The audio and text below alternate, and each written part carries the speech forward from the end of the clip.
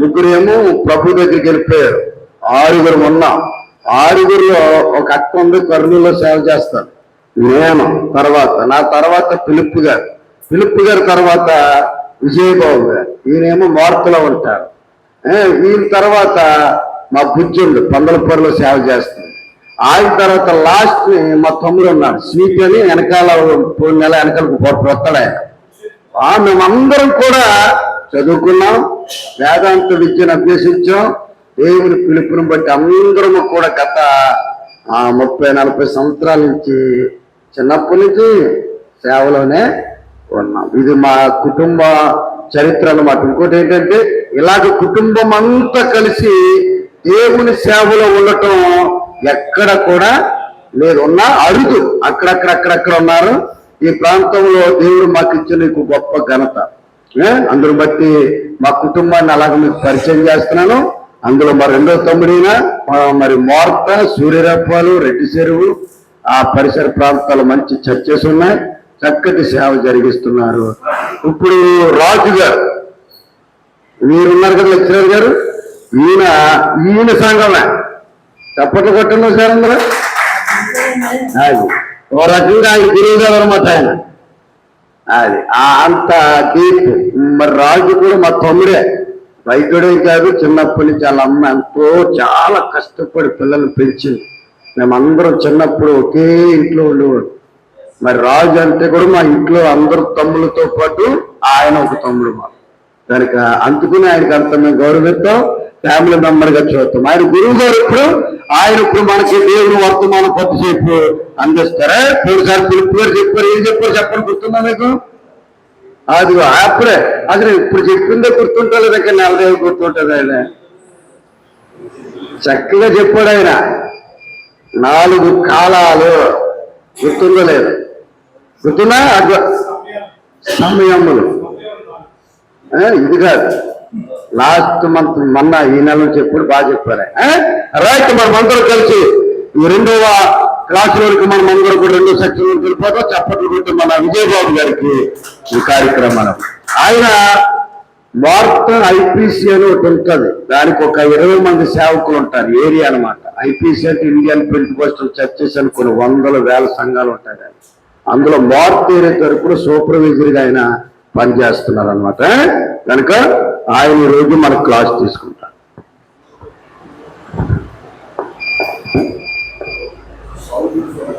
దేవునికి స్తోత్రం కలుగును గాక. హల్లెలూయా. ప్రభు అయిన యేసుక్రీస్తు వారి యొక్క మహాకృపను బట్టి ఈ గ్లోబల్ లీడ్స్ అలయన్స్ అనే ఈ సంస్థ తరఫున మరి ఆ సంస్థలో చక్కగా పనిచేస్తున్నటువంటి సిహెచ్ రాజు గారిని బట్టి నా ప్రత్యేకమైన ధన్యవాదాలు. మరి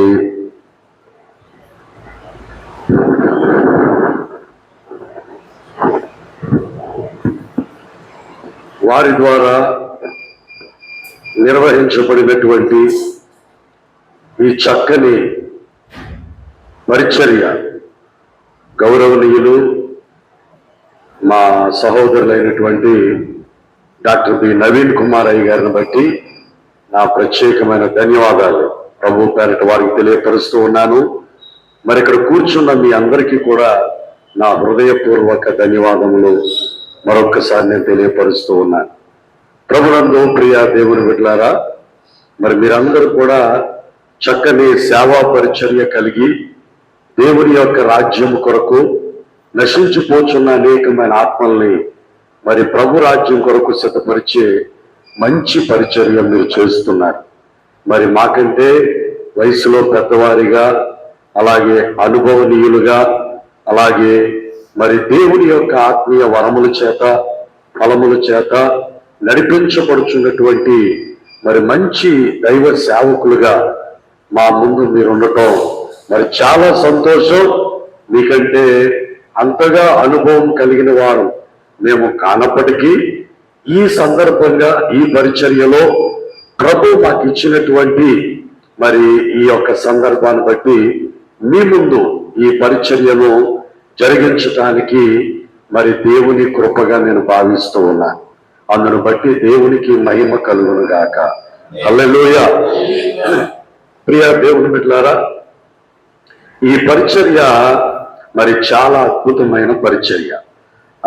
సహోదరులు రాజు గారు హైదరాబాదులో వారు మరి చక్కగా దేవుని యొక్క సేవా పరిచర్య చేస్తూ ప్రభు వారికి ఇచ్చినటువంటి మరి తలాంతును బట్టి అనేక ప్రాంతాల్లో లేక పట్టణాల్లో సేవకులైనటువంటి వారందరినీ కూడా ప్రభు రాజ్యం కొరకు వారిని సిద్ధపరుస్తూ ప్రోత్సహిస్తూ వారి సంఘాల్లో దేవుని యొక్క సన్నిధిని ఎంతో ఉజ్జీవంగా వారు తెలియపరచడానికి వారు ఈ గ్లోబల్ మినిస్ట్రీ ద్వారా ఇస్తున్న ప్రోత్సాహం మనందరూ బట్టి నేను చాలా సంతోషిస్తాను.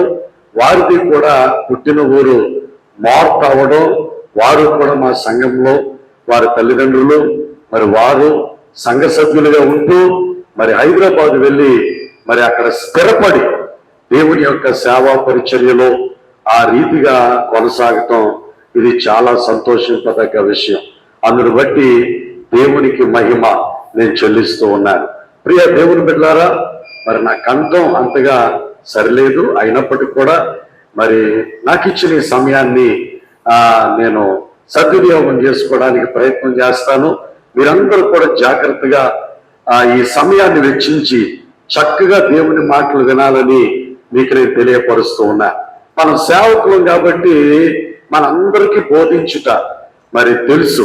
విశ్వాసులైనటువంటి వారందరినీ కూడా ప్రభు యొక్క మార్గములో నడిపించటానికి ప్రభు మనకి ఇచ్చినటువంటి గొప్ప వరం బోధించుట. కాబట్టి బోధకులైన మీ అందరినీ కూర్చోబెట్టి నేను మీకు బోధ చేయటం అంత గొప్ప విషయం కాదు, కానీ మరి సబ్జెక్ట్ వైజ్ గా సమయము అనే విషయం గురించి మరి మనకి ఆ సందర్భం ఇవ్వబడింది కాబట్టి దాని గురించి నాకంటే ముందుగా మరి రాజు గారు చక్కని సంగతులు మీకు తెలియపరిచారు.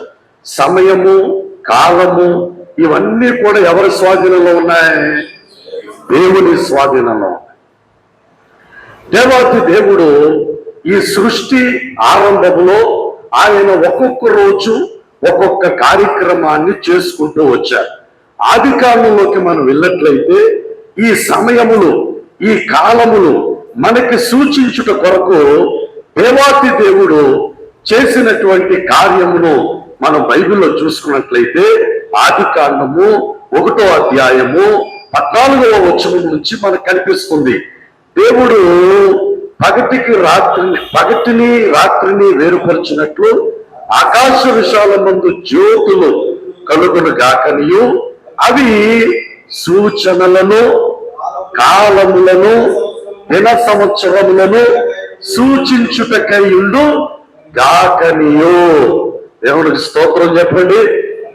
ఈ కాలములను లేక సంవత్సరములను, దిన సంవత్సరములను సూచించటానికి దేవాతి దేవుడు ఈ కార్యక్రమాలు 4వ రోజున చేశాడు. మనం లెక్కేసుకున్నట్లయితే సోమవారం, మంగళవారం, బుధవారం, గురువారం. అంటే గురువారం రోజున దేవుడు చేసిన పని ఏంటంటే ఆకాశ మండలములో 2 గొప్ప జ్యోతులను, అలాగే ఆకాశంలో నిత్యము ప్రకాశించే జ్యోతులను దేవుడు కలిగించాడు.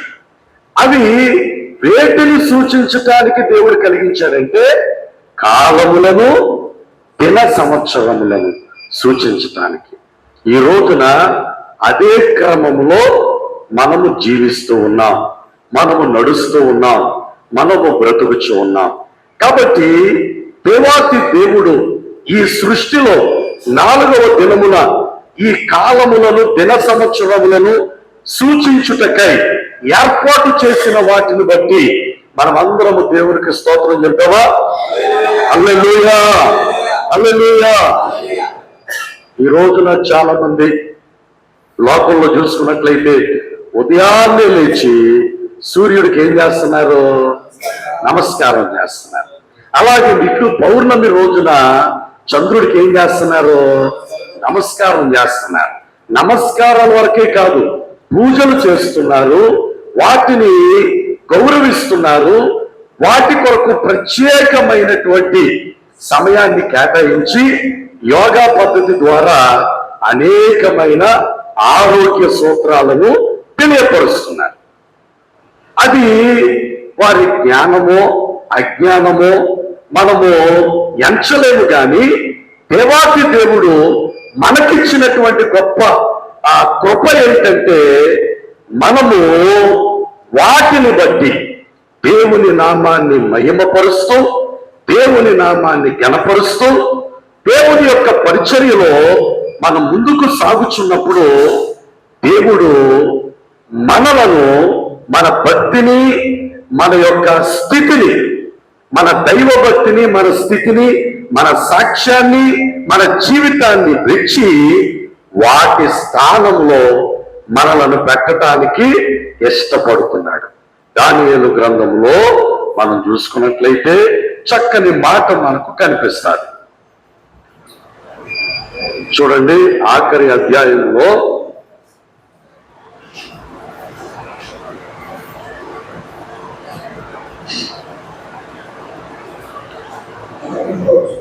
ఆ 12వ అధ్యాయము 3వ వచనం, బుద్ధిమంతులైతే ఆకాశ మండలములోని జ్యోతులను పోలిన వారై ప్రకాశించెదరు. నీతి మార్గము అనుసరించి నడుచుకున్నట్లు ఎవరు అనేకులను త్రిప్పుదురో వారు నక్షత్రముల వలె నిరంతరమును ప్రకాశించెదరు. దేవునికి మహిమ కలుగునుగా. కాలములను, దిన సంవత్సరములను సూచించటానికి దేవాతి దేవుడు సూర్యుడిని, చంద్రుణ్ణి, నక్షత్రాలను ఏర్పాటు చేశాడు. ఇప్పుడు అదే స్థానంలో మనలను పెట్టడానికి, ఉంచటానికి దేవుడు ఇష్టపడుతున్నాడు. బుద్ధిమంతులైతే ఆకాశ మండలములోని జ్యోతులను పోలిన వారై ప్రకాశించెదరు. ప్రియులారా, మనము సూర్యుని వలె ప్రకాశించాలి, చంద్రుని వలె ప్రకాశించాలి. అలాగే ఎవరు అనేక మందిని ఈ మార్గములో త్రిప్పుతారో వారు కూడా నక్షత్రముల వలె నిరంతరము ప్రకాశిస్తారు. కాబట్టి నేను చెప్పే ఈ విషయం మీకు అర్థమవుతుందో లేదో మీరు అర్థం చేసుకోవడానికి ప్రయత్నం చేయండి. ఈ కాలములను, దిన సంవత్సరములు సూచించటానికి దేవుడు గొప్ప జ్యోతులను ఎక్కడ ఏర్పాటు చేశాడు? ఆకాశ మండలం. మనము కూడా దేవుని యందు భయభక్తులు కలిగి బుద్ధిమంతులమై ఆయన రాజ్యము కొరకు ఈ లోకములో ప్రభువు మనకిచ్చినటువంటి ఆ కృపావరములను సద్వినియోగం చేసుకుంటూ దేవుని కొరకు బ్రతికి ఆయన పిలుపులందుకొని ఆయన రాజ్యానికి మనం చేరుకున్న వారమైతే మన స్థితిని, మన స్థాయిని దేవుడు ఎక్కడ పెట్టాలనుకున్నాడో అదే ఆకాశ మండలం. మనము ఆరిపోయే వారం కాదు, నిరంతరము ప్రకాశించేవారు. మనలను ప్రకాశింపజేసేది దేవాతి దేవుడు. ఈ లోకంలో అయితే మనము ఇతరుల చేత నడిపించబడటానికో లేకపోతే ఇతరులు చెప్పిన దాన్ని చేయటానికో సహజంగా మన సమయాన్ని, మన కాలాన్ని గడుపుతూ ఉంటాం. కానీ దేవుడు మనలను ఆయన పని కొరకు ఉపయోగించుకున్నాడు కాబట్టి ఆ పనిని మనము నమ్మకంగా చేసిన వారమైతే మనలను ఈ లోకములో నుంచి దేవుడు తీసుకొని ఆకాశ మండలములో ఉన్నతమైన స్థితిలో దేవుడు మనల్ని పెట్టబోవచ్చు ఉన్నాడు. ఇది ప్రవచనాత్మకమైన విషయం. కాబట్టి ఈ స్థితి ఇక్కడ కూర్చున్న మనం అందరూ కలిగి ఉండాలి. దేవునికి మహిమ కలుగును గాక. హల్లెలూయా. మంచిది.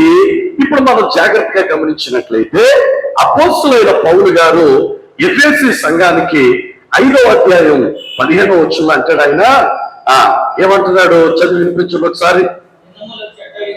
దినములు చెడ్డవి గనుక మీరు సమయమును పోనీయక సద్వినియోగము చేసుకొనుచు అజ్ఞానుల వలె కాక జ్ఞానుల వలె నడుచుకున్నట్లు జాగ్రత్తగా చూచుకొనుడి. ప్రియులారా, ఎఫెసీ సంఘానికి అపోస్తులైన పౌలు గారి పత్రిక రాస్తూ ఉన్నారు. ఎఫెసీ వారందరూ కూడా చాలా విస్తారమైన పని కలిగినటువంటి వారు. వారు సమయాన్ని పోగొట్టుకునే వ్యక్తిత్వం కలిగిన వారు కాదు, సమయాన్ని సద్వినియోగం చేసుకునే పరిస్థితి కలిగిన వారు. దేనికి వారి సమయాన్ని సద్వినియోగం చేసుకుంటారంటే చారిత్రాత్మకంగా వ్యాపారం కొరకు, వారి యొక్క సదుపాయాలు బలపరుచుకోవడానికి, వారి కుటుంబ పాలన కొరకు, ఇలాగా వ్యక్తిగతంగా వారు సమాజంలో జీవిస్తూ ప్రభావితం అవ్వడానికి వారి సమయాన్ని ఎక్కువగా కేటాయించుకుంటారు. మరికొందరు అయితే తినేసి వారికి ఇంకా పనే ఉండదు, ఇతరుల కొరకు చాడీలు చెప్తూ ఉంటారు. మరికొందరు అయితే తిన్నది అరక్క పనికిరాని పనులన్నీ చేస్తూ ఉంటారు. ఇలాంటి వారందరూ ఎప్పుడైతే రక్షించబడి సంఘానికి నడిపించబడ్డారో వారు సంఘములో కూడా అలాగే బద్ధకస్తులుగా, బలహీనులుగా వారు ఉంటున్నప్పుడు వారిని చూచినటువంటి పౌలు గారు వారు సమయాన్ని వృధాగా గడిపేస్తున్నారని సమాజ పరంగా, లేకపోతే కుటుంబ పరంగా, లోకపరంగా, వ్యాపార పరంగా కాకుండా దేవునికి పనికొచ్చే పాత్రలుగా వారు ఉపయోగపడేటందుకు వారి సమయాన్ని సద్వినియోగం చేసుకోవాలని హెచ్చరిస్తూ ఉన్నారు. అందుకే ఈ హెచ్చరికలో ఏమన్నాడు? జాగ్రత్తగా చూసుకోవాలి. మనము ఏ దినాల్లో ఉన్నా మంచి రోజుల్లో లేదు, చాలా చెడ్డ రోజుల్లో ఉన్నాం. లోకములో అరాచకం బాగా పెరిగిపోయింది. దేవుడు మనకిచ్చినటువంటి కృప ఎంత గొప్పదంటే ప్రభుత్వము చేయలేదు, రక్షణ యంత్రాంగం చేయలేదు, లేకపోతే ఇతరత్ర పొలిటికల్ లీడర్స్ చేయలేదు. సేవకులుగా మనం చేయగలుగుతాం. దేవుడు మనకిచ్చిన గొప్ప ధన్యత. ఒక వ్యక్తి మారు మనసు పొంది అతడు పాప క్షమాపణ నిమిత్తమై దేవుని వాక్యమును విని మారు మనసు పొంది బాప్తిసం తీసుకొని తన చెడు వ్యసనాలన్నింటినీ కూడా విడిచిపెట్టి దేవుని సన్నిధిలోనికి వచ్చినప్పుడు అతడు దేవునికి ప్రయోజకుడుగా జీవించటానికి మన బోధ పనిచేయాలి, మన ప్రార్థన పనిచేయాలి, మనం చెప్పే ప్రతి మాట పనిచేయాలి. సహజంగా మనుషులంగా మనం చేస్తే అది పనిచేయదు. అలాగే పనిచేస్తే రక్షణ శాఖ, పొలిటికల్ శాఖ, లేకపోతే ఇంకా మనుషులు ఆయా పద్ధతుల ద్వారా ఏర్పరచబడి కౌన్సిలింగ్స్ ద్వారా అనేక మందిని ప్రభావితం చేయడానికి వారు ఎన్నెన్నో మార్గాలు ఏర్పాటు చేస్తున్నారు. నిజంగా వాటన్నిటిలో నిజంగా సక్సెస్ ఉంటే మన పరిచర్య అంత అభివృద్ధి చెందదు. వారి ద్వారా అవ్వలేనిది, వారి ద్వారా జరగలేనిది మన ద్వారా మాత్రమే దేవుడు చేయగలడు. ఈ రోజున సమాజంలో మంచి వ్యక్తులు ఎవరైనా ఉన్నారో వారు మంచి పనులు చేయగలుగుతున్నారు, వారు చెడును విడిచిపెట్టారు, వారు మంచిగా జీవించటానికి సిద్ధ మనసు కలిగి ఉన్నారంటే వారు ఏదో ఒక సంఘానికి చెందిన ఒక విశ్వాసి అయి ఉండాలి. ఆ విశ్వాసిని లీడ్ చేసేది ఎవరో? సేవకుడు. అవునా కదా? సేవకుడు. ఈ రోజున మన సంఘాల్లో చాలా మంది విశ్వాసులు వస్తున్నారు. వాళ్ళందరూ ఒకప్పుడు చెడ్డవారు, వారు పాపములో జీవించిన వారు, పాపపు కార్యాల్లో సంతోషించిన వారు, పాపమే ఉంది అదే మనం చేయాలి అనే ఆలోచన పరిధిని కలిగిన వారు. మరి అలాంటి వారు నీ దగ్గరకు రావటం వల్ల, ప్రార్థనకు రావటం వల్ల, దేవుని సన్నిధిలో కూర్చోవటం వల్ల, నువ్వు ఇచ్చే ఉపదేశం ద్వారా, నువ్వు చెప్పే మాటల ద్వారా, నువ్వు చేసిన ప్రార్థన ద్వారా ఆ చెడుని ఏం చేశారు? విడిచిపెట్టారు. ఇప్పుడు వారు చక్కగా బ్రతకటానికి సిద్ధపడ్డారు. ఇప్పుడు ఆ బాధ్యత తెలియకుండానే దేవుడు మనకు అప్పగించాడు. అర్థమవుతుందా? నిజంగా ఈ రోజున మరి చాలా మోటివేషన్, మనుషులు ప్రభావితం చెందటానికి మోటివేషనల్ సబ్జెక్ట్స్ అనేక మంది స్కాలర్స్ ద్వారా సమాజానికి తెలియపరుస్తున్నారు, స్టూడెంట్స్ కి తెలియపరుస్తున్నారు.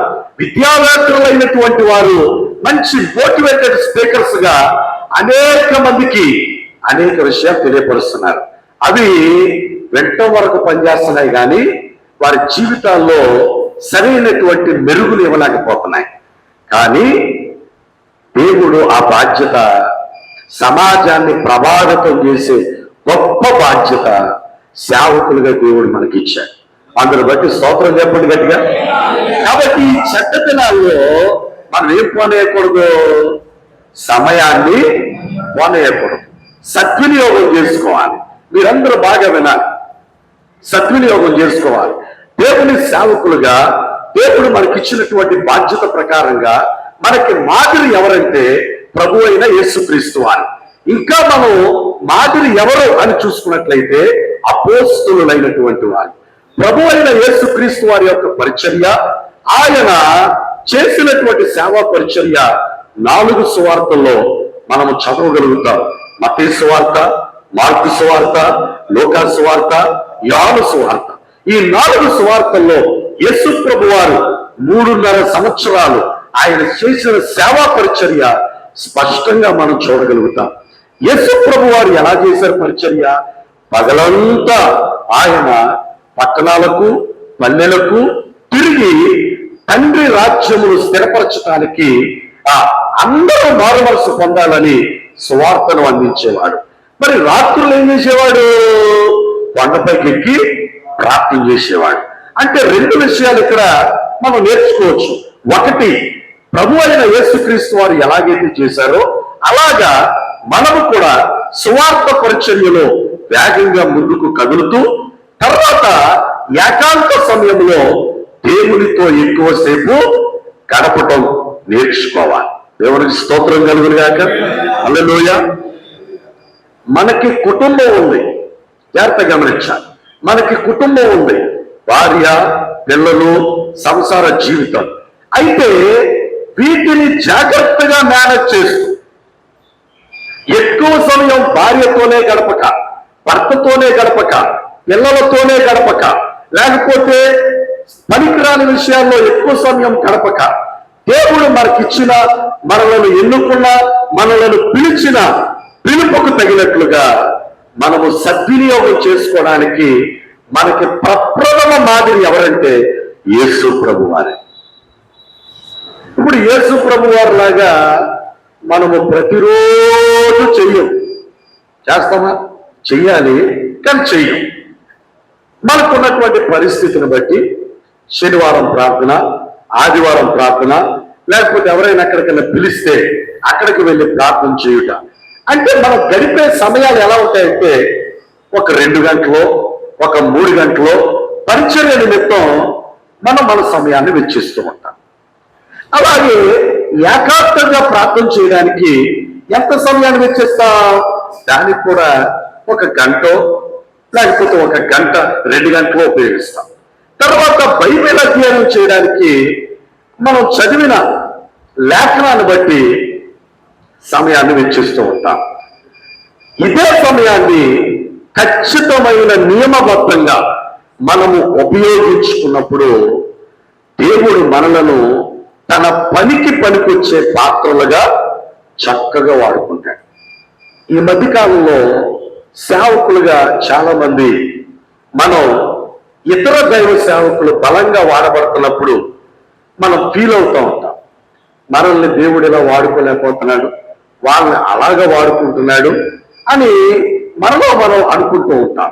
లేదు లేదు, దేవుడు అందరినీ బలంగా వాడుకుంటాడు. ఇది నేను నమ్ముతాను. కూర్చున్న మీరు నమ్ముతున్నారా? నమ్ముతున్నారా? నమ్మాలి, విశ్వసించాలి. కారణం ఏంటంటే నీవు కూడా ఎందుకు వారు బలంగా వాడబడుతున్నారు? వారు సమయాన్ని చాలా ఖచ్చితంగా ఉపయోగించుకుంటున్నారు.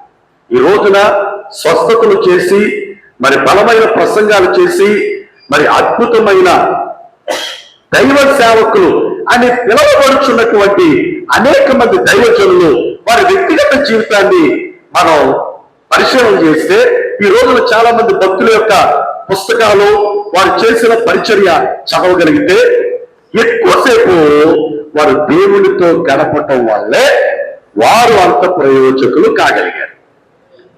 అర్థమవుతుందా మీకు? కాబట్టి మనం కూడా దేవునితో ఎక్కువ గడపాలి, బైబిల్ అధ్యయనం చేస్తూ ఉండాలి. ఈ మధ్యకాలంలో అందరూ పాస్టర్లు అయిపోయారు. ఏమండి, ఓ చోట 4 విషయాలు తెలుసుకొని అబ్బో 4 రకాలుగా చెప్పేసి అద్భుతమైన బోధకులు ప్రపంచంలో మనం చూస్తూ ఉన్నాం. అర్థమవుతుందా? కాబట్టి మన సమయాన్ని మనము జాగ్రత్తగా ఇటు సంఘానికి ఇటు కుటుంబానికి మనము జాగ్రత్తగా మేనేజ్ చేస్తూ దేవుని రాజ్యాన్ని ఈ లోకంలో విస్తరింప చేయడానికి యేసు ప్రభు వారు మనకి మాదిరి. ఆయన చేసినట్లుగా మనం చేయాలి. దేవుని స్తోత్రం కలుగుగాక. హల్లెలూయా. హనోకు గురించి మీ అందరికీ తెలుసు. ఆయన మంచి దైవజనుడు. 60 సంవత్సరాలు తన భార్య, తన పిల్లలు, మిగతా 300 సంవత్సరాలు ఎవరితో నడిచాడు? దేవునితో నడిచాడు. భార్యని వదిలేసి నడవలే, పిల్లల్ని వదిలేసి నడవలే. భార్య, పిల్లలు, కుటుంబం అంతటితో కలిసి అతడు దేవునితో నడిచాడు. హనోకు ఒక మంచి ప్రవక్త, దేవుని యొక్క సేవ చేసినటువంటి ప్రవక్త. ఆ తరములో దేవుని యొక్క రాజ్యమును గురించి, ప్రభువైన యేసుక్రీస్తు వారి యొక్క రాకను గురించి ప్రవచించినటువంటి అద్భుతమైన ప్రవక్త. అర్థమవుతుందా? అయితే అతడు అలా నడుచుకుంటూ ఏమయ్యాడు? మరణము చూడక దేవునితో కొనిపోబడ్డాడు. మరణించాడండి? మరణించలే, దేవునితో కొనిపోబడ్డాడు. మనకి హనోకు గారు, ఆయన జీవితం ఒక నిదర్శనం. ఆయనలాగా మనం నిరంతరం చేయకపోవచ్చు, మనకున్నటువంటి పరిస్థితులను బట్టి చేయడానికి ప్రయత్నం చేయాలి, కానీ చెయ్యకపోవచ్చు అని చెప్పకూడదు. కానీ మనం ప్రయత్నం చేయాలి. మనం సంఘంతో ఎంతసేపు గడుపుతున్నాం, మన కుటుంబంతో ఎంతసేపు గడుపుతున్నాం, ఈ రెండింటినీ మేనేజ్ చేస్తూ వాక్యం ఎంతసేపు పఠిస్తున్నాం, ప్రార్థన ఎంతసేపు చేయగలుగుతున్నాం. సేవకుడుగా మనం ప్రార్థన చేసేది చాలా ఎక్కువసేపు. ఎందుకంటే మన కుటుంబం కొరకు ప్రార్థన చేయాలి, సంఘంలో ఎంతమంది ఉంటే అంతమంది కొరకు ప్రార్థన చేయాలి. నిజంగా ఓ మాట చెప్పలా, ఒక 60 మంది ఉన్నారనుకో, ఒక్కొక్కరికి 1 నిమిషం కేటాయించావు, 1 సెకండ్ కేటాయించావు అనుకో, ఏమంటే 1 నిమిషం కేటాయించావు అనుకో, ఎంతసేపు అయిపోతుంది? 60 మంది కోసం గంట అయిపోతుంది. అర్థమవుతుందా? కాబట్టి మనము మన సంఘం కొరకు ప్రార్థన చేస్తేనే గంటలు దాటేస్తుంది సమయం. అర్థమవుతుందా? మనం ప్రార్థన చేయాలి, అది మన బాధ్యత. ఒక విశ్వాసి దేవుని యొక్క సన్నిధిలో బలంగా నడిపించబడాలి అంటే మనం చేసే ప్రసంగం ద్వారా కాదు, మనం చేసే ప్రార్థన ద్వారా మాత్రమే సాధ్యం. ఈ రోజున సంఘాల్లో చాలా మంది విశ్వాసులు తొట్టిల్లిపోతున్నారు, పక్క సంఘాలకు వెళ్ళిపోతున్నారు, అటు ఇటు చల్లా చెదిరైపోతున్నారు. కారణం ఏంటంటే నువ్వు ప్రార్థన చేయలేక. ఇది గమనించుకోలేకపోతున్నారు నేటి క్రైస్తవ సేవకులు. అయ్యో వెళ్ళిపోతున్నారే అని చూసుకుంటున్నారు, కానీ వాళ్ళు వెళ్ళిపోతున్నారు ఎందుకు అంటే మనం ప్రార్థన చేయలేక. అంటే ప్రార్థన చేయడం అంటే వాళ్ళ ఇంటికి వెళ్ళి వాళ్ళ మోకరం చేసి వాళ్ళతో పాటు నువ్వు మోకరించి ప్రార్థన చేయడం కాదు, వారి కొరకు వ్యక్తిగతంగా దేవునితో నువ్వు చెప్పాలి. నువ్వు చెప్పినప్పుడే శక్తి అక్కడ కార్యం చేస్తూ ఉంటాడు. దేవుడికి స్తోత్రం చెప్పండి. హల్లెలూయా. ఒక సాక్ష్యం చెప్తున్నాను. మా సంఘంలో ఒక విశ్వాసి అలాగే మానేశారు, చర్చికి రావటం మానేశారు. చాలా మంది అడుగుతున్నారు, అయ్యగారు మీరు వెళ్ళి అడగండి ఎందుకు రావటం లేదు అని. నన్ను అడిగిన వారితో నేనన్నాను, అతనికి నాకు ఏ గొడవ జరగలేదు, నేను వెళ్ళి అడిగి ఎందుకు అని తెలుసుకోవాల్సినంత అవసరం ఏమీ లేదు. అతడు ఎందుకు మానేశాడు, ఏ కారణాన్ని బట్టి మానేశాడు మీరే తెలుసుకోండి అని చెప్తే, చర్చిలో ఆయన కూర్చున్నటువంటి వరుసలో ఒక ఆయన ఇక్కడ కూర్చోకు వెనక్కి వెళ్ళి కూర్చో అన్న మాటను బట్టి ఏం చేశాడు, ఆయన మానేశాడు. ఎందుకు మానేశాడు అర్థమైంది మీకు? ఆయన ఒక వరుసలో కూర్చున్నాడు, పక్క ఆయన అన్నాడు ఇక్కడ కూర్చోకు, వెనక్కి వెళ్ళి కూర్చోాలి. అదిగో నన్ను వెనక్కి వెళ్ళి కూర్చోమన్నాడు ఆ వ్యక్తి అన్నట్టు ఏం చేశాడు, చర్చికి రావడం మానేశాడు. ఈ విషయం నాకు అప్పుడే తెలుసు, కానీ దాన్ని ఎలాగ మనం క్లియర్ చేయాలి ఆలోచించాను. ప్రభు సన్నిధిలో ప్రార్థన చేస్తూ ఉన్నాయి. అలా ప్రార్థన చేస్తూ ఉన్నప్పుడు అనుకోకుండా తన పిల్లల కొరకు స్కూల్కు పంపించడానికి, తన పిల్లల కొరకు ప్రార్థన చేయడానికి ఇంటికి వచ్చాను. ఇంటికి వచ్చినప్పుడు చక్కగా చర్చిలోకి తీసుకెళ్లి వారి పిల్లల కొరకు ప్రార్థన చేసి అతను కూర్చోబెట్టి ఆయనతో మాట్లాడాడు. ఏమండి, మీరు దేవుని సన్నిధికి ఎప్పటి నుంచో వస్తున్నారు, ఎవరో ఒక వ్యక్తి మిమ్మల్ని ఇక్కడ కూర్చోకు, వెనక్కి వెళ్ళి కూర్చో అన్నందుకు మీకు బాధ వచ్చేసి మానేశారు, ఇది అంత బాధ కలిగించే విషయమా అని కూర్చోబెట్టి కొన్ని విషయాలు చెప్పినప్పుడు అతడు ప్రభావితుడై, ఇక నేను ఎప్పటికీ మానండి, నేను చర్చికి వచ్చేస్తాను, ఏంటో అలాగే అయిపోయాను నేను ఆ టైంలో అని తను తప్పులు ఒప్పుకొని ఆదివారం నుంచి ప్రార్థనకు రావటం మొదలెట్టాడు. ప్రార్థనకు రావటం మొదలెట్టడమే కాదు, కుర్చీలో ఖాళీ ఉంటే కూర్చున్నాడు, లేదంటే కింద కూర్చొని వాక్యం వింటున్నాడు. దేవునికి స్తోత్రం చెప్పండి. హల్లెలూయా. ఇది పెద్ద అద్భుతమైన సాక్ష్యం కాదు, కానీ ఎందుకు చెప్పారంటే ఆ వ్యక్తి గురించి దేవుని సన్నిధిలో ప్రార్థన చేయటం వల్ల అతని హృదయాన్ని ఎవరు మార్చారు?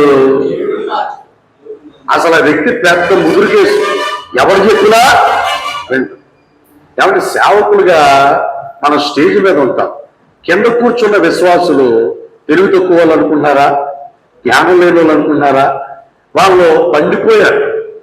ఒక మాట చెప్పనా, మనం కొన్ని సందర్భాల్లో కొన్ని పొరపాట్లు, కొన్ని తప్పిదాలు వాక్యం చెబుతున్నప్పుడు, వాక్యం చదువుతున్నప్పుడు వాళ్ళు తెలుసుకుంటారు. మా పాస్టర్ గారు ఇక్కడ తప్పు చెప్పాడు, మా పాస్టర్ గారు ఇక్కడ ఆ అధ్యాయంలో ఈ వచనాన్ని తప్పు చదివారు, అంత జ్ఞానవంతున్నారు. మనం ఆలోచించామంటే వాళ్ళే మనకి తిరిగి ప్రసంగాలు చెప్పేస్తారు. కాబట్టి అంత దేశముదురుని దేవుడు నీకు ఇచ్చాడు, నీ కాళ్ళ దగ్గర కూర్చోబెట్టాడు. ఎవరిని బట్టి చెప్పండి, ఎవరిని బట్టి? దేవుడు నీకు ఇచ్చిన గొప్ప ధన్యత. స్తోత్రం చెప్పండి.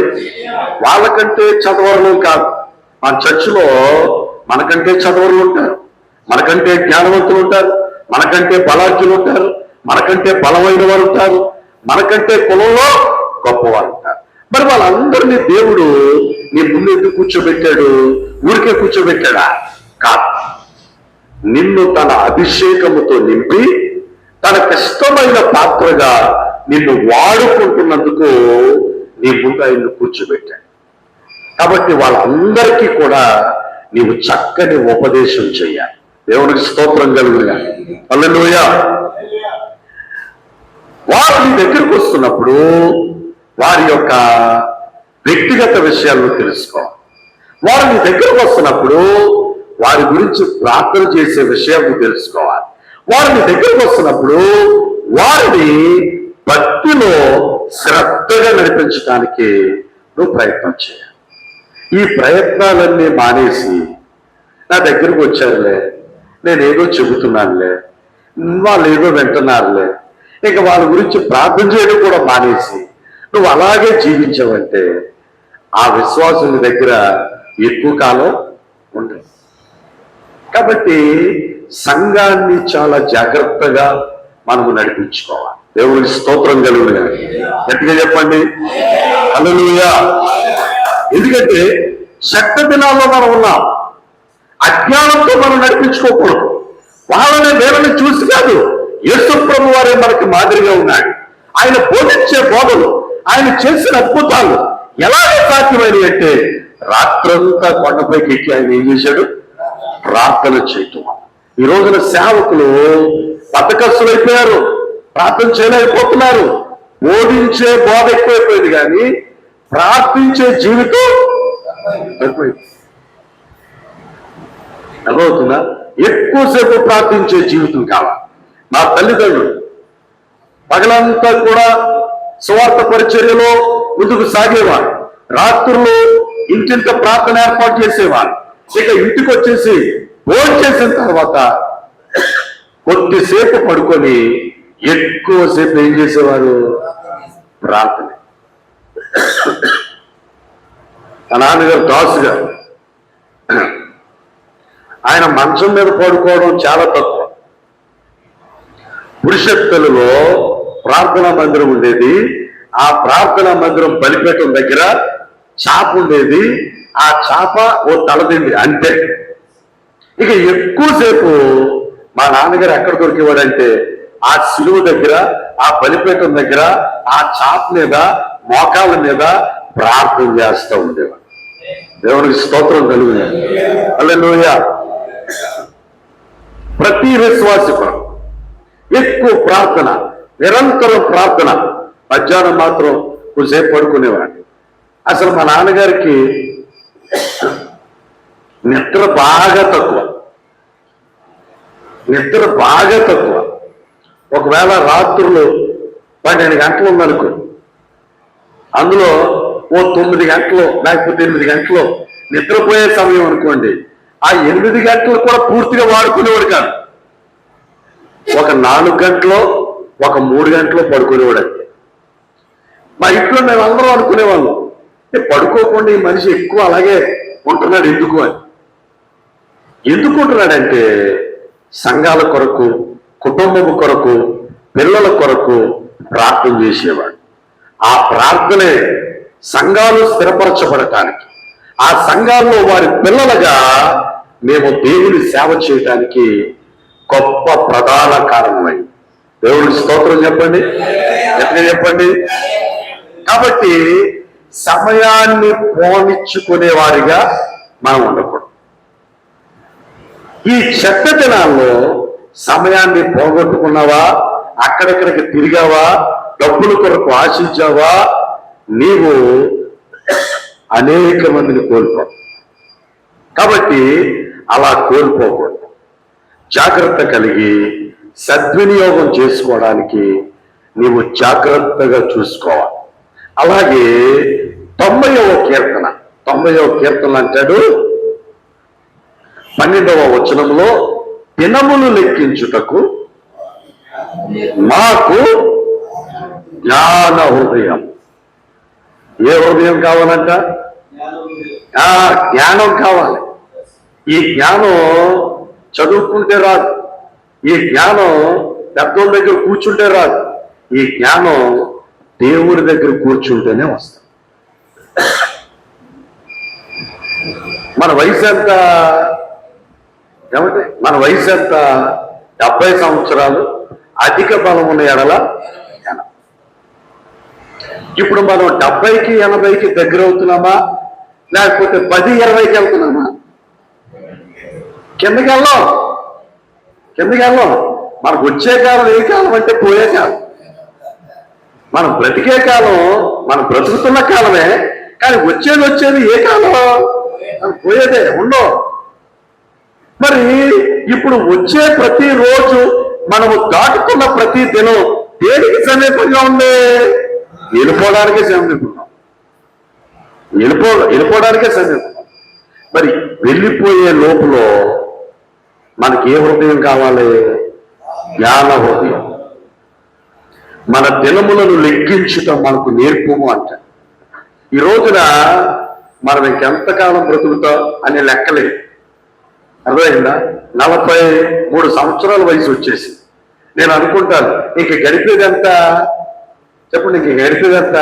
ఓ 70 రావాలనుకో, ఒక 27 సంవత్సరాలు ఉందంతే. 80 కొరకు లెక్క వేసుకోక్కర్లే. 80కి మనం వచ్చిన తర్వాత ఏం చేయలేదు. 70 దాటిన తర్వాత మన బాడీలో ఉన్న ప్రతి పార్ట్ అరిగిపోతుంది. మన చూపు మందగిలిపోతాయి. మన కండరాల్లో ఉన్న శక్తి ఏమైపోతాయి? తరిగిపోతాయి. మనం ఎక్కువసేపు కూర్చోలేరు. చూడండి, పెద్దలు ఉన్నారు కొంతమంది, ఎక్కువసేపు కూర్చోలేరు, వాడిపోతున్నారు. తనకాయ వాళ్ళు చేస్తున్నారు. నీరసం, బద్ధకం, బలహీనత ఆ ఏజ్ని బట్టి వచ్చేస్తారు. యవనస్తులాగా వారు మేల్కొల్పబడలేరు. కానీ జాగ్రత్త గమనించాలి. ఇప్పుడు 70 వరకు చూసుకున్నట్లయితే నాకు 27 సంవత్సరాల వ్యవధి ఉంది. ఈ 27 సంవత్సరాల వ్యవధి కుటుంబం కొరకో, పిల్లల కొరకో, లేకపోతే ఇక సమాజం కొరకో అది కాదు. అది జ్ఞానం కాదు. ప్రభువా, నీ కొరకు నశించిపోతున్న అనేక మందిని నీ వైపుకి నేను తిప్పాలి. నా సంఘములో అనేక మందిని సార్వత్రిక సంఘములో నేను కలిపేటట్లుగా చెయ్యాలి. దేవునికి స్తోత్రం కలుగునుగా. హల్లెలూయా. చాలా మంది ఈ లోకములో బ్రతకటానికే వారి జ్ఞానాన్ని ఉపయోగిస్తూ ఉంటారు. మనం ఎలా డెవలప్ అవ్వాలి, మనం ఎలా అభివృద్ధి అవ్వాలి. అసలు మన అభివృద్ధి, మన డెవలప్మెంట్ దేవుని చేతిలో ఉంది. దేవుని చేతిలో మనం వాడబడితే మనం అద్భుతంగా దేవుడు ఉపయోగించుకుంటాడు. దేవుని చేతిలో వాడబడకుండా మనము లోకపరంగా వాడబడటానికి ఎక్కడ గడిపితే బాగుంటుందని ఆలోచిస్తూ ఉంటాం. అందుకే జ్ఞాన హృదయం నీకు కలగటం లేదు. అర్థమైందా? బుద్ధిమంతుడు ఏం చేస్తాడంట? పరములకు పోవు జీవ మార్గములో వెతుకుతాడంట. మరి బుద్ధిహీనులు ఏం చేస్తారు? వారి దీపాలు ఆర్పేసుకుని, పెళ్లి కుమారుని స్వరం వినబడుతున్నా వారి దీపాలు ఆర్పేసుకుని అప్పుడు వెలిగించుకోవడానికి ఏం చేస్తారు? ప్రాకులాడుతూ ఉంటారు. కానీ వారు దేవుని రాజ్యానికి వెళ్తారా? చెప్పాలి. దీపాలు ఆరిపోయిన వాళ్ళు దేవుని రాజ్యానికి వెళ్తారా? వెళ్ళరు. కాబట్టి మన దీపం ఏమవ్వాలి? ఆరిపోకూడదు. యోహాను గారి గురించి ఏమండి? బాప్తిస్మము ఇచ్చి యోహాను గారి గురించి ప్రభు అయిన యేసుక్రీస్తు వారు ఇస్తున్న సాక్ష్యం ఏంటో తెలుసా? అతడు మండుచు ప్రకాశించుచున్న దీపమై ఉండెను. స్తోత్రం గట్టిగా చెప్పండి.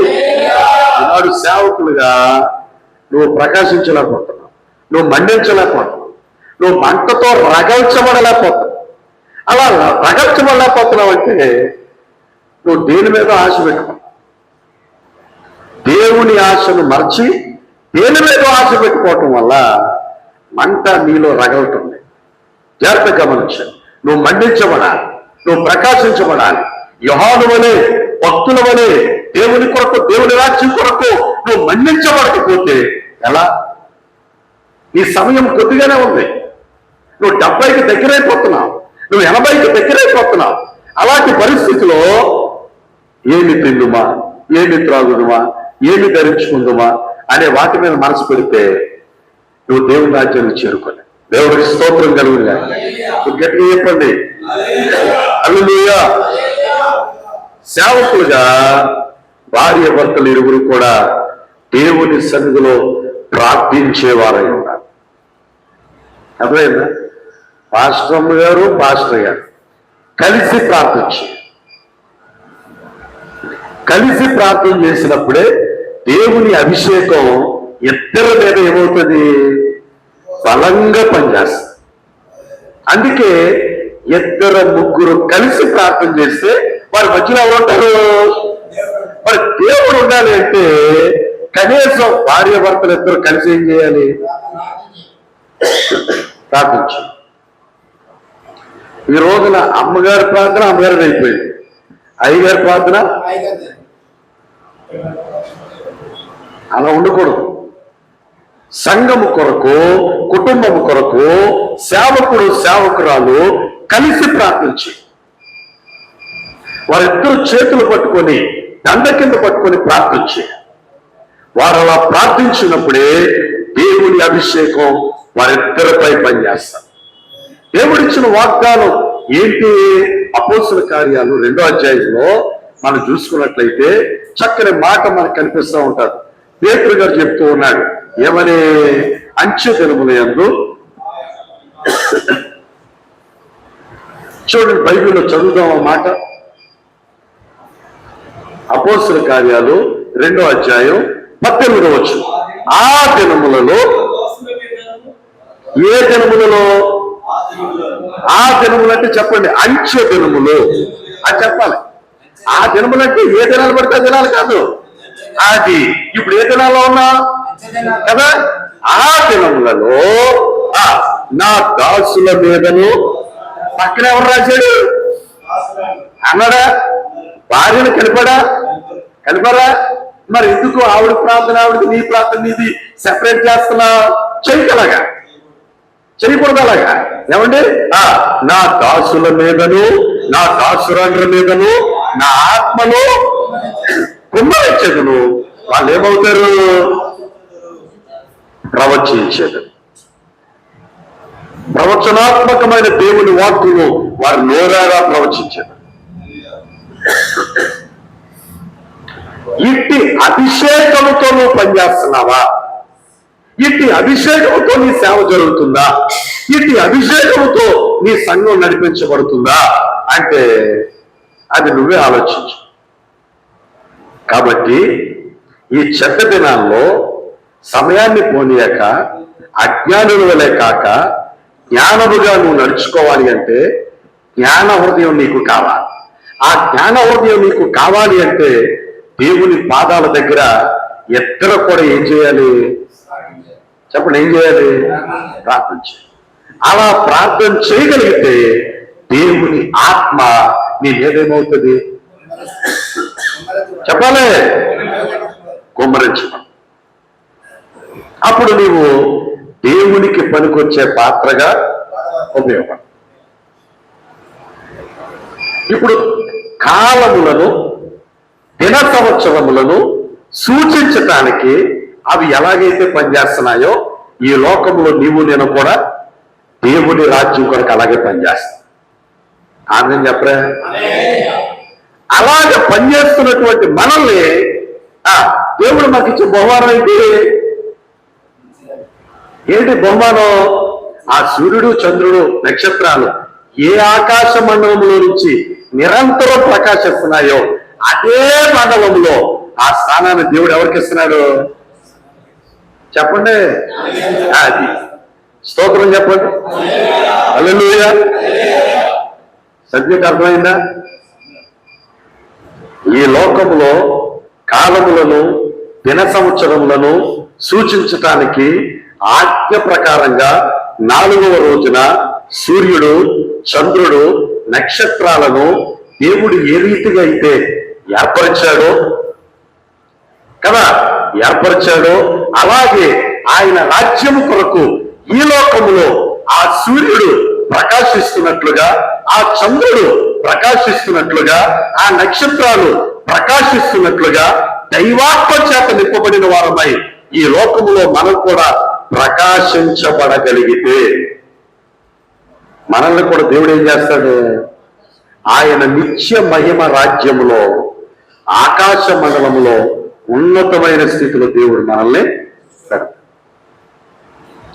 ఆ స్థాయికి మనం వెళ్ళాలంటే ఈ లోకంలో మనం జీవిస్తున్నాం.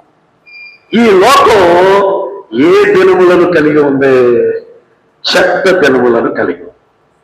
ఈ చెత్త దినములలో జ్ఞానముగా మనం బ్రతకాలి అంటే దేవుని పాదాల చెంత మనం గడపాలి. దేవుని పాదాల చెంత మనం గడపగలిగితే జ్ఞాన హృదయం దేవుడు మనకు అనుగ్రహిస్తాడు. ఆ జ్ఞాన హృదయముతో నశించిపోవచ్చున్న వారిని దేవుని యొక్క రాజ్యము కొరకు ఆయన సన్నిధికి నడిపించబడుతున్న వారిని ఆయన రాజ్యము కొరకు సిద్ధపాటు చేయుటలో పరిశుద్ధాత్మ దేవుడు నిన్ను నీ భార్యను వాడుకుంటాడు. ఆయన ఆత్మచేత నింపి నడిపిస్తాడు.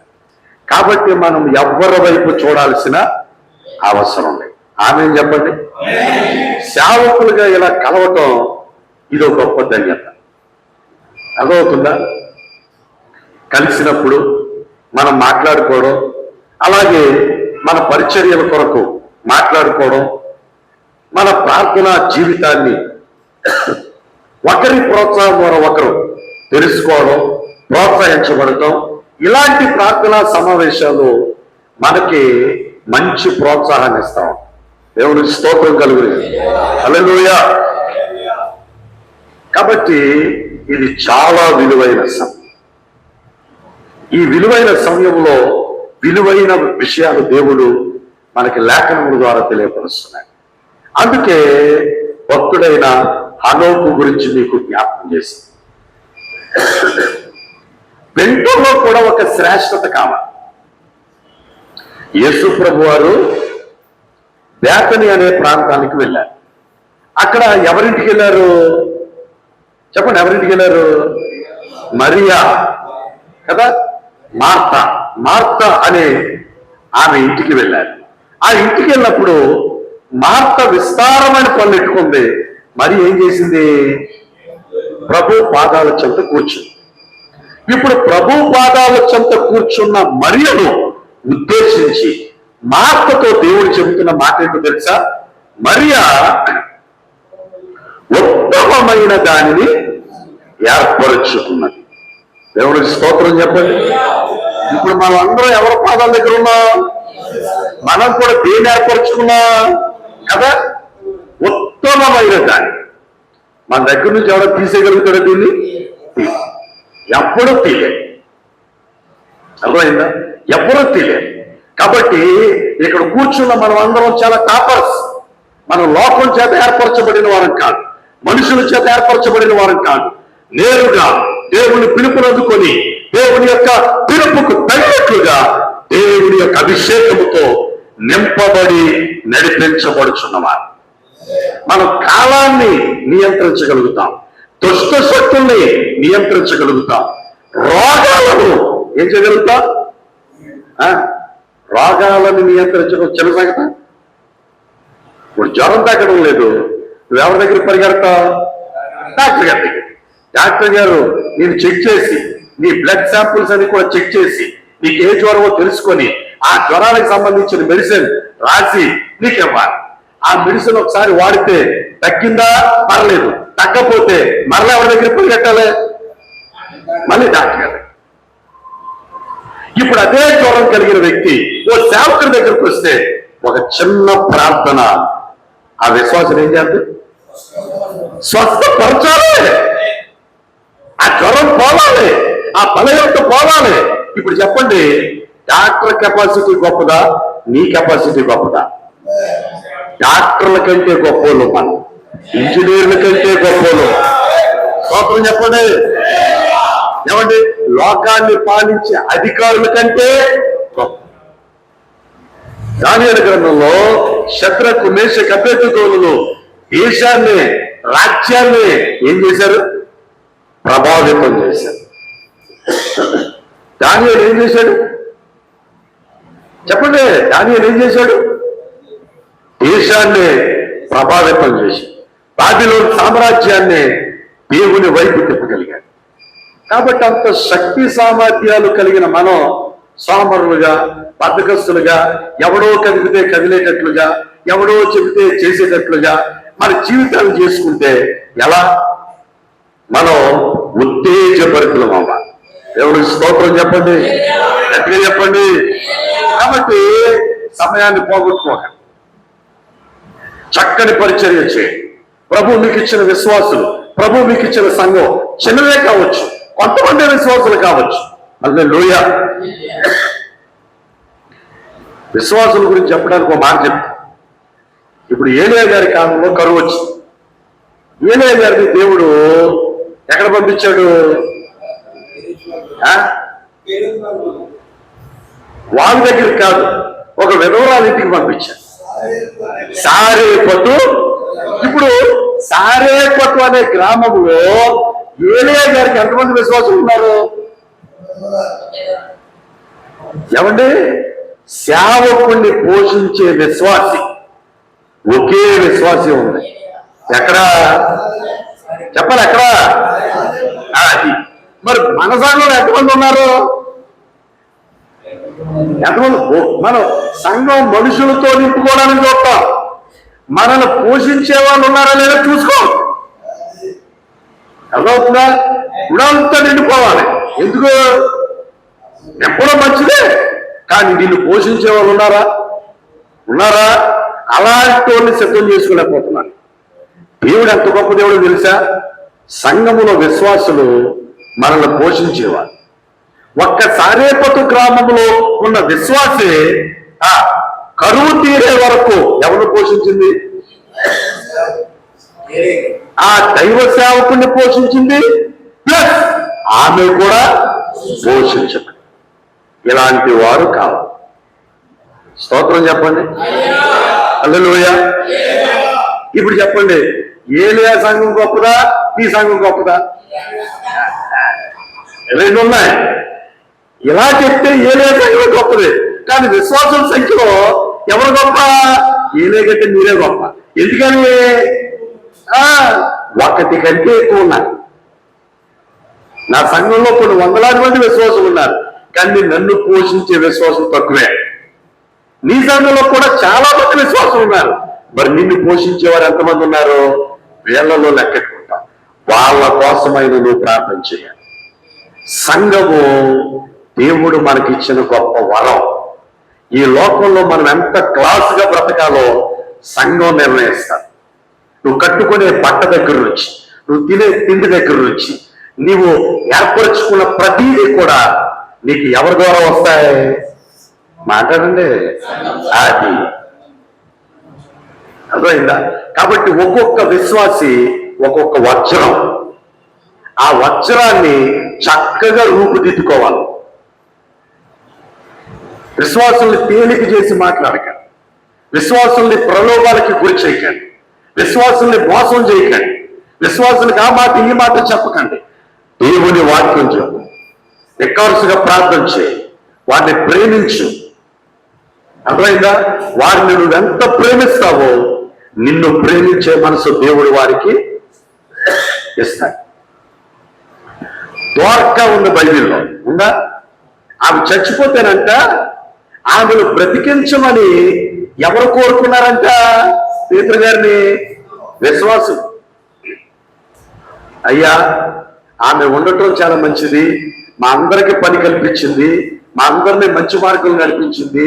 ఆమె సడన్ గా మమ్మల్ని వదిలిపోవడం మాకేమాత్రం బాలేదు, ఆమె బ్రతికితే బాగుండండి అని విశ్వాసులందరూ కూడా అడిగితే పేతురు గారికి ఒక ఆలోచన వచ్చింది.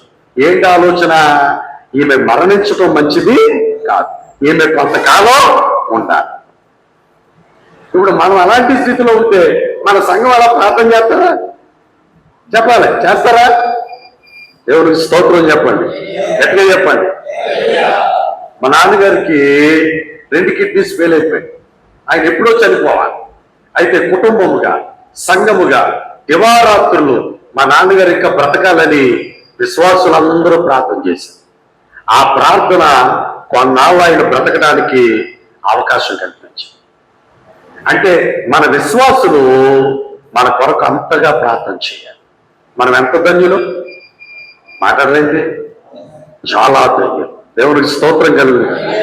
హల్లెలూయా. కాబట్టి ఈ ధన్యత దేవుడు మనకిచ్చాడు. ఈ ప్రపంచంలో మనకిచ్చిన ధన్యత ఇంకెవ్వరికి దేవుడు ఇవ్వడు, ఎవ్వరికి ఇవ్వడు. మనల్ని ఎలా పోల్చుకున్నాడు తెలుసా? మనకు పెడితే ఎవరికి పెట్టినట్టు? సాక్షాత్తు దేవుడికి పెట్టినట్టే. నీ పాదాలు తాగితే ఎవరి పాదాలు తాగినట్టు? నీకు గ్లాసులు మంచినీళ్ళు ఇస్తే ఎవరికి ఇచ్చినట్టు? నీకు బట్టలు ఎడితే ఎవరికి పెట్టినట్టు? నిన్ను పరామర్శిస్తే ఎవరిని పరామర్శించినట్టు? మన దేవుడు తనతో ఈక్వలైజేషన్ చేసుకున్నాడు. కాబట్టి మనం ఎక్కడ చిన్నబోయేవారం కాదు, మనం చాలా మంచి స్థితిగతులు కలిగిన వారు. కాబట్టి మన విశ్వాసుల్ని, మన సంఘాన్ని మనము సమయానుకూలంగా నడిపించుకోవడానికి ప్రయత్నం చేయాలి.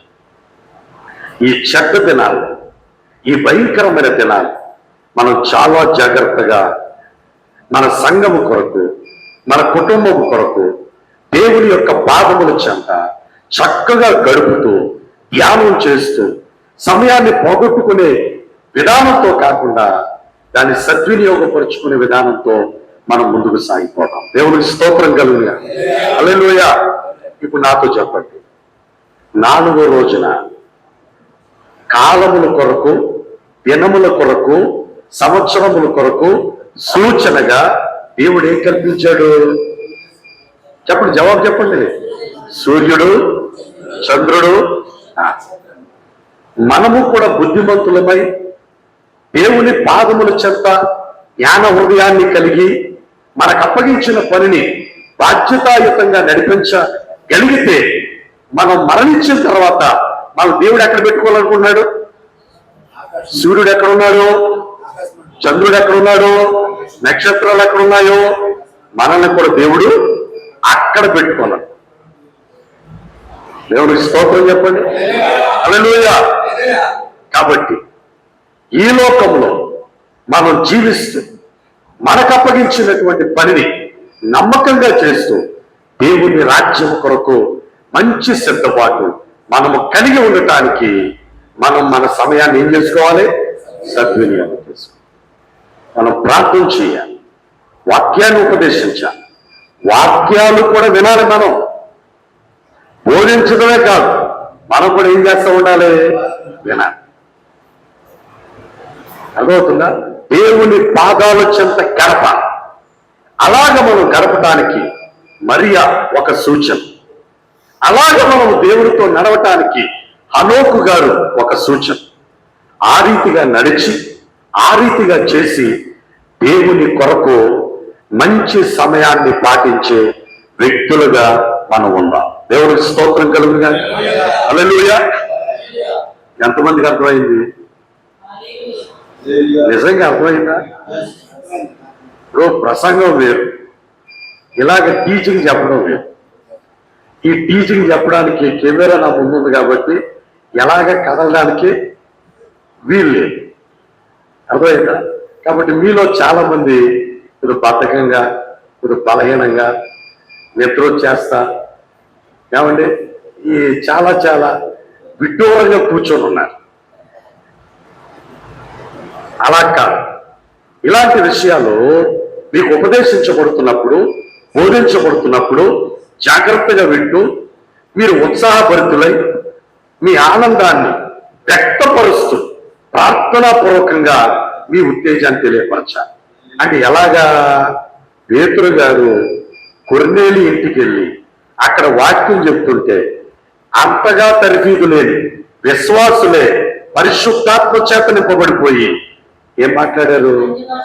అది మరి ఇలాంటి ఉపదేశాలు మీరు వింటున్నప్పుడు మీరు కూడా ఆత్మపూర్ణులై దైవాత్మ చేత నింపబడుతూ ఉత్తేజభరితులు కావాలి. ఆ సెక్షన్లోకి ఇంకా రాలేకపోతున్నాం. ఎవరికి స్తోత్రం కలుగు. హల్లెలూయా. గట్టిగా చెప్పండి. హల్లెలూయా. కాబట్టి మనము చాలా జాగ్రత్తగా ఉండాలి. సాతానుడు ఎక్కువ మనల్నే శోధిస్తాడు. మన సంఘంలో మనం ఎంతమందికి ప్రార్థన చేస్తామో అన్ని దురాత్మలు చెవలు శోధిస్తాయి. నిన్నే, నన్నే. అర్థమవుతుందా? కాబట్టి ఇప్పుడు మన ప్రార్థనా శక్తి బలహీనంగా ఉందనుకో, ఈ దురాత్మలన్నీ వాళ్ళు ఏం చేస్తాయి? చాలా బలంగా వాడుకుంటాయి. పిల్లల్ని వాడుకుంటాయి, కుటుంబాన్ని వాడుకుంటాయి, మన శరీరాన్ని వాడుకుంటాయి. కాబట్టి మనం ఎక్కడ అజ్ఞానంగా ఉన్నా ఇటు దురాత్మలకి, ఆ దురాత్మల ద్వారా మన శరీరాలు, మన కుటుంబాలు చాలా భంగమైపోతాయి. కాబట్టి జాగ్రత్త కలిగి వాటి చేతిలో పడకుండా దేవుని చేతిలో ఉంటూ నిరంతరము దేవుని పిలుపు కొరకు జ్ఞానము కలిగి మనం ముందుకు సాగిపోదాం. ప్రభు ఈ మాటలు మన వినికిడిలో దీవించును గాక. ప్రార్థన చేసుకుందాం.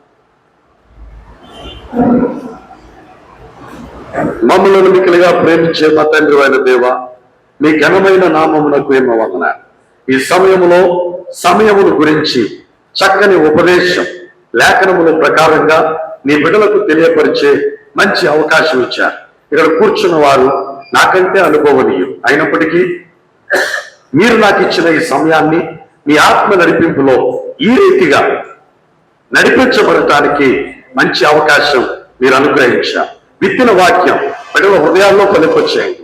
వారు సమయాన్ని పోగొట్టుకునే నాయన సేవకులుగా కాక సమయాన్ని సద్వినియోగం చేసుకుంటూ విత్తిన వాక్యం వారి హృదయాల్లో ఫలించి వారు జ్ఞాన హృదయం కలిగి ఆత్మపూర్ణులై ఆత్మ వరముల చేత బలముల చేత నింపబడి వారి సంఘాలను నీ రాజ్యము కొరకు సిద్ధపరుచుకునే మంచి సమయాన్ని వారు కలిగి ఉండాలని ప్రార్థన చేస్తూ ఈ కార్యక్రమాన్ని నిర్వహించిన దైవజనుల అభిషక్తులు నవీనయ్య గారిని బట్టి వారి పరిచర్యను బట్టి అలాగే గ్లోబల్ మినిస్ట్రీస్ తరఫున పరిచర్య చేస్తున్న రాజుగారిని బట్టి, వారి సతీమణి గారిని బట్టి, వారి పరిచర్యను బట్టి వందనాలు చెల్లిస్తూ ఇక్కడ కూర్చున్న ప్రతి ఒక్కరిని నీ చేతికి అప్పగిస్తూ అల్పుడను బలహీనుడైన నన్ను ఈ రీతిగా బలపరిచినందుకు వందనాలు చెల్లిస్తూ యేసు పరిశుద్ధ నామమున ఈ ప్రార్థన అడిగి పొందుకొని ఉన్నాము తండ్రి.